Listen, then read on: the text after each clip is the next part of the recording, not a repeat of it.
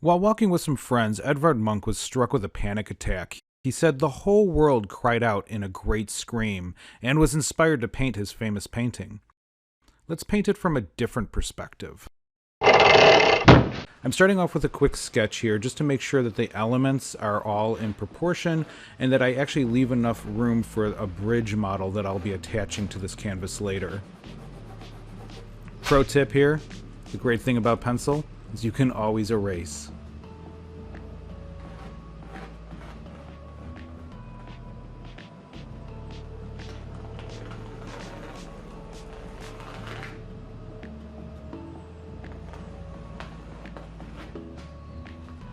I'm using this piece of basswood here. This is actually a pre-made stick of basswood. This will be the length of the bridge, and I'm marking off the beginning and the end just to keep in mind as I paint where that bridge will lie. For the sky, I'm using a dark blue, medium blue, and some white. This is kind of loosely mixed together, and then just drawing it across the canvas as a base layer. Mixing the paint loosely like this allows you to get some texture and dynamic energy in it without going overboard at this base layer stage.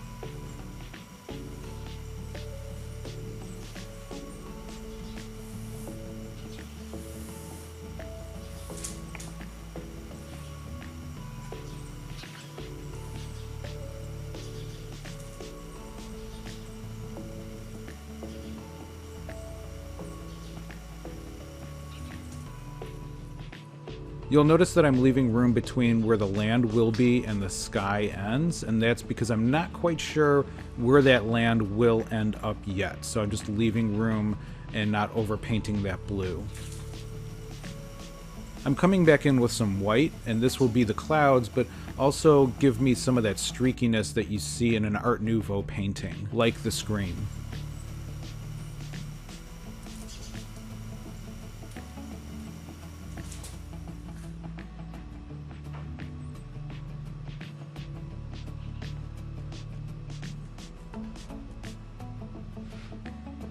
For the water, I'm just fully mixing the blues and the white, and that will give me a nice base layer for the water. Even at a base stage like this, you still want to start painting in some of the direction you're heading. So in this case, the flow of the water, or the general look of the land as I'm going. It makes it much easier as you're building up layers, and it actually kind of helps the painting to almost automatically paint itself.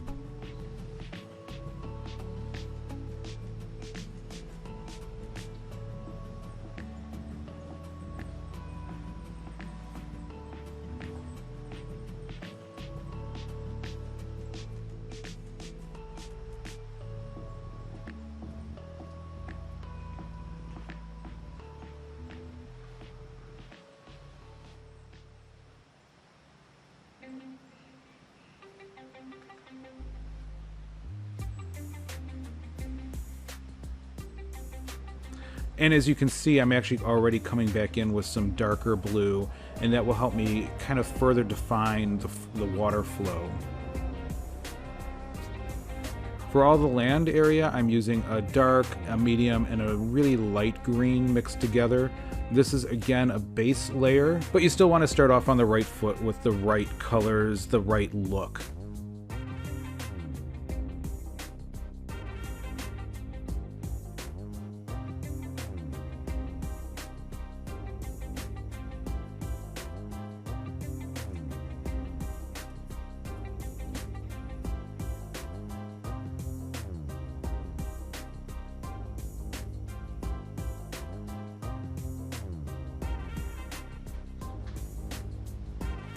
You'll see me use this brush a lot. It is actually my favorite brush. It's really cheap, but it's the right size, it cleans up easily, and it just kind of fits in all of the spaces that I'm painting in most of the work I do.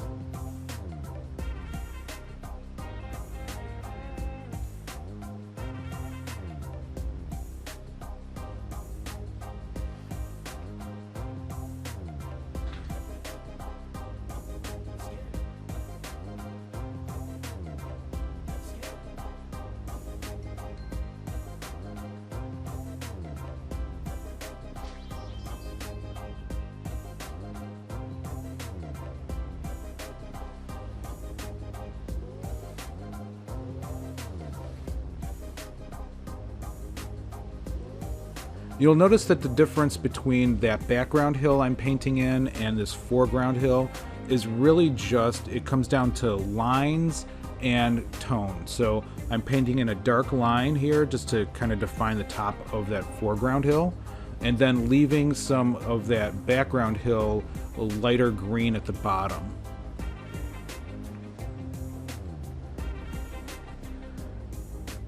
And you can do the opposite. You can actually do a light green line and then some darker green in the hill. It doesn't really matter, but that's what's going to help define the hill. Now that I know where all the land is going, I can paint in the rest of the sky. That's just a matter of painting in a similar color blue. Since there will be trees in this area, it will cover over any detail, and so I don't need to put in any clouds or anything like that here. And then I'm going over the meeting point between the sky and the land with this blending brush. This blending brush is actually a makeup blending brush that my wife was going to get rid of, and I love this thing. Now, all of this prairie that I'm painting used to be a farm, and so it's all artificial. They bulldozed these islands and these land masses into position over time. So I'm painting in the edge where the land meets the water, and it just kind of stays gravelly and a little bit muddy.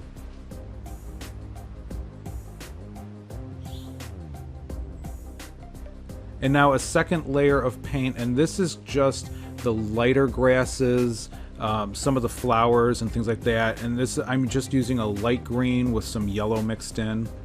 Again, this is just layer 2 of what will become 3-4 layers as I go. So it's really just to keep things going in the direction I want them to go.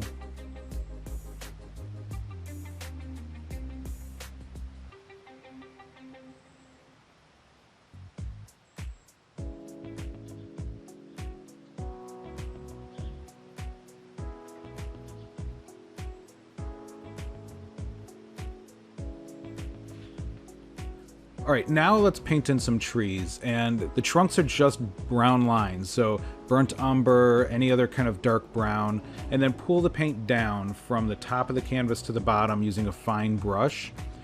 Don't worry about these being perfect, they're not going to be perfect, and that's actually the point. You want them to just kind of organically become the trunks of the trees. Now, I know it might sound like an obvious thing, but when you want to draw a straight line, pulling towards you or pulling down is much easier than trying to draw up or draw away from you.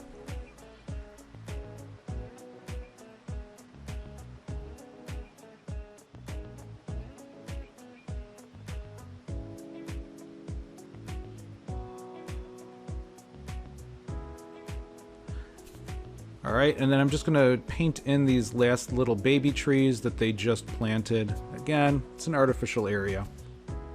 To put the leaves on, I'm using the same blending brush that I had before, just dipping the tip of it into the paint and then dabbing it onto the canvas. As you run out of paint or you add more paint to the brush, that's where you'll start seeing kind of a natural layering of these leaves, and it gives it a more natural look. Don't try and control things here, just kind of let the leaves happen on their own. You'll see that I'm using a darker green for the first set of trees. That's because that's what I was using, I had left over. When I reloaded the brush and reloaded my paint, I used a lighter green, and I actually mixed in some yellow, and that gives these trees a little bit of yellow tint on some of the leaves and gives it kind of the appearance of, I don't know, what, maybe super early fall or super late summer.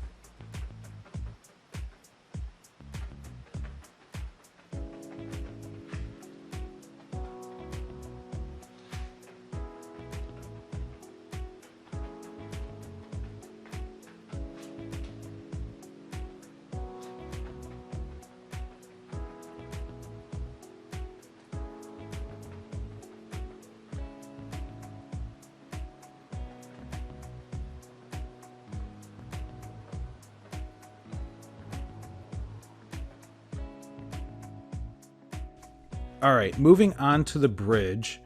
I'm using some scrap basswood. This is just a sheet of basswood scrap that I had laying around. I'm using that same stick that I showed you earlier just for sizing, just to make sure that everything's a good width.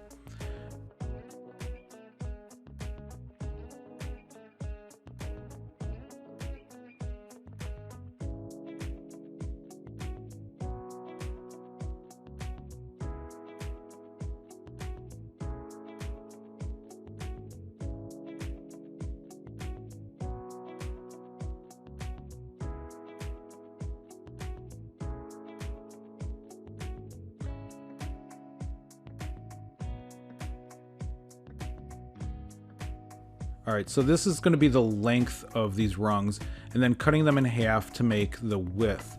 I don't want them to be as thick as the railing or the floor of the bridge will be, so as I attach this to the canvas, I don't run into any issues.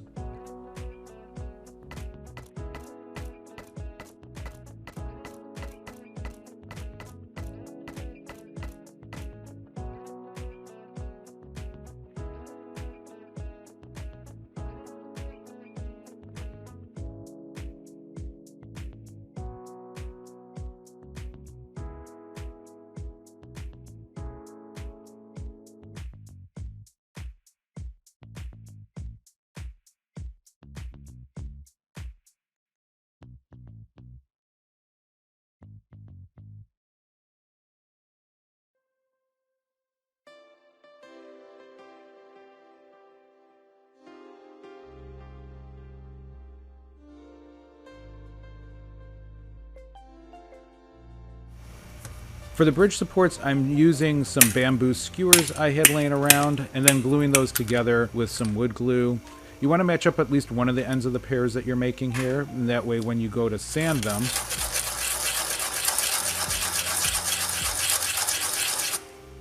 you have a nice flat surface that you can eventually use to hot glue these onto the bottom of the bridge.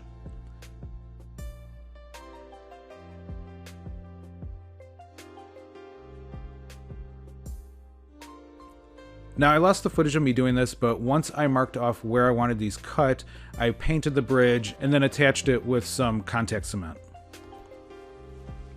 I want the paint to look like it's coming up to meet the bridge. So to do that, I'm taking this small brush and then overloading it with paint so that I can then roll the paint onto the canvas and then kind of press it or mold it into place with the brush.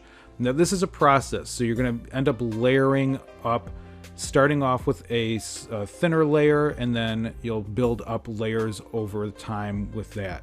The thing I like about acrylic is that it does dry relatively quickly, so even with these thick coats, you can wait an hour and come back and you'll have kind of a gelatinous coat of acrylic that you can then apply a thicker layer onto as well.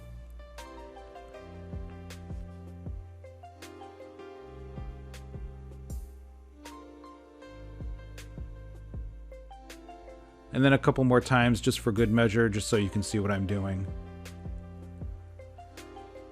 Hey, and while you're watching me do this, this is a great time to hit that subscribe button and that bell notification so you know when I have more paintings coming out.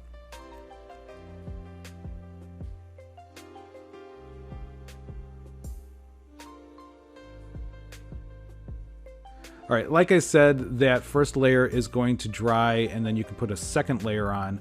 What I didn't understand, because I have never put on paint this thick before, is that it will shrink about 50%. So this layer, when I came in, I started off thinking, oh, this is great. It's gonna meet up with the bridge and the whole thing's gonna look cohesive. I ended up coming back after this and putting another coat on just about this thick.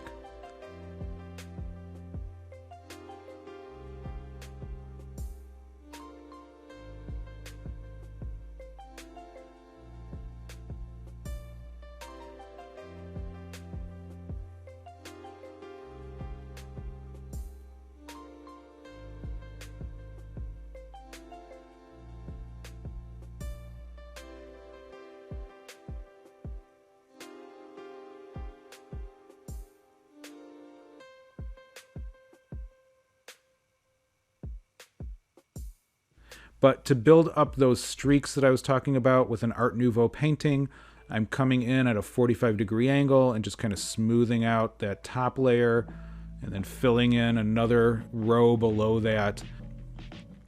This whole thing is just a process of working with the paint, making it do what you want to do, kind of fighting with it a little bit.